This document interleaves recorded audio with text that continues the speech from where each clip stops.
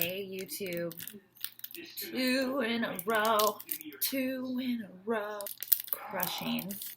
The 2017 New Year's resolution went from a record-breaking 1 video a year to 2 in a week. Feeling pretty good about this. Feeling pretty accomplished. So anyways, I am doing a little bit of a work along today. As you can see, have the hands down here quickly moving. Cat-like reflexes. Right now, I am living in a little bit of Halloween bliss. Halloween, if you follow along on Instagram or know my brand at all, is my absolute favorite holiday. I was actually just talking to my husband last night. Oh yeah, I'm married. A little bit of backstory about me. You will never see him because he's like super shy and quiet and total opposite of me, and like lives somewhere in this house. I rarely see him. It's like seeing an endangered species. But I was just talking to him last night that I imagine when I die, just like living in space, obviously, because I love space, transported up to space and just live on a planet where it's Halloween every day. Like every morning I wake up and it's a Groundhog Day situation, but not in like a bad supernatural sort of way. So yeah, it's like Groundhog Day, and every day you wake up and it's like that crisp October morning, and it's like, oh, it's Halloween tonight, I have to get my costume ready, and it's like that vibe just every single day. And then I told him that he's there in this fantasy, and every day he's dressed up as a different Halloween character that he would never let me dress him up as in real life. I'll try and do a little bit of a studio tour, like National Geographic him from a distance so you can meet him. But he's tall and pretty thin with like long hair, so my absolute dream is to dress him up as Edward Scissorhands. Like I just want to saran wrap him in trash bags and like tape it. It'd be perfect. Like when you see him, you will agree with me. Like you guys can all then join in, and we together will have him as Edward Scissorhands next year. I am sculpting lilac colored jack-o'-lantern macaroons. You guys probably saw that it wasn't part of the original Halloween restock. It was that little mini collection that I snuck out to celebrate Halloween week. So you didn't get them for Halloween, but they were just a special week only release. By the way, you guys are all angels for watching the last video. I know that I'm kind of rambly and not a lot going on in the first one. I had to give you a little bit of explanation that I was still alive after a year off of YouTube. But thank you for everybody who watched and even got some subscribers overnight. Go you guys. Oh, speaking of National Geographic, you will see kitties. Let's get Kitty. So yeah, the charms do not come from a pet-free home. There's pets crawling all over this place.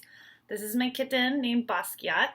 He's actually not a kitten. He's fully grown, like he's going to turn 3, but like he's very little, but his eyes are huge. Like you guys see this, right? Like I know it's like a mother's like, oh, my child's adorable and he's perfect. He's really cute. Like he has giant eyes and like a really big chin, and he looks kind of grumpy all the time. Anyways, that's my kitty. We have 2 Siamese. He's a Siamese mix, actually. We got him for free on Craigslist. And we have 1 other Siamese. You'll probably never see him because he loves Jacob and hates me. Jacob's the husband. But the other Siamese is named de Kooning. So any of you art buffs out there, hoo-ha. So these lilac macaroons, like, I really want to do a year-round Halloween collection. A little weird and a little quirky, kind of creepy cute, which is like a little term that I've coined for Sucre. Nothing embodies that more to me than just having Halloween year round. Like that would make me so happy. And then all of you other weird little creeps can get Halloween stuff in like June when we just want to die, or even worse, February when everyone's like pink and everything's cute, and we're like, no, we have ghost arms. We're just waiting it out. It will be October eventually. If you have suggestions, if you're familiar, I'll link I think all of the Halloween items are still visible in the web store. I'll link that below, and if you have a suggestion of something that you'd like to see available year-round, comment below and your items might get chosen. I can't find my Oh, it was right here. I had it ready the whole time. I finished the macaroons. I do a little bit of hand texturing around the lip. I'm going to pop them in the oven now. When they come out, we'll be able to hand paint them.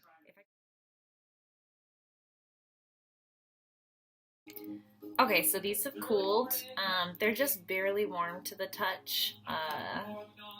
You don't want to try and paint on anything that's too hot because then your paint will actually start drying while you're working with it. You'll end up flaking it off and it'll look really bad. So you want the paint to be able to stay really liquidy and flowy. So you can see out of view, I went ahead and inserted the frosting, and I don't pop anything out of molds. So you can't just like, first of all, don't use molds if you're a new sculptor. You'll notice that whether it's for sugar craft or a lot of even just it'll be marked specifically for Fimo or clay hobbyists molds, but the problem with those, you can get cupcakes and biscuits and cookies and lots of really cute looking things, but then everybody's selling the same product. There's actually a lot of cupcakes out there that I can see everybody uses kind of the same mold, and then you can still be creative and put your own topping on it, but I like to have my items be hard to replicate from a business standpoint, which is something you have to think about if you're doing this full time and it's your livelihood like it is for me. But also just from a creative standpoint, I don't want it to be easy to replicate. I want it to be something that you look at it and you can recognize it as my brand. So I do not recommend using any kind of molds. What I have done, kind of deal with the issue of sustainable growth. How am I going to make more product without sacrificing quality or detail, but make more available to the masses, which is something I'm actually struggling with right now because I just can't seem to catch up. I can only make things so quickly. But one thing that I did find was you can get, I think it's called Easy Craft, and it's 2 jars of silicone, and it's make your own mold.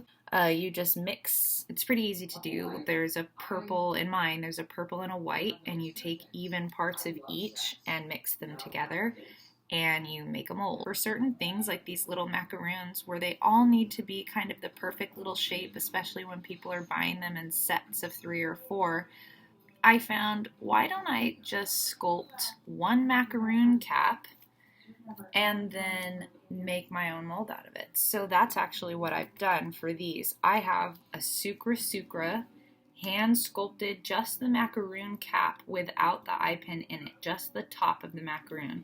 Pressed that into a mold and made my own mold off of my own item.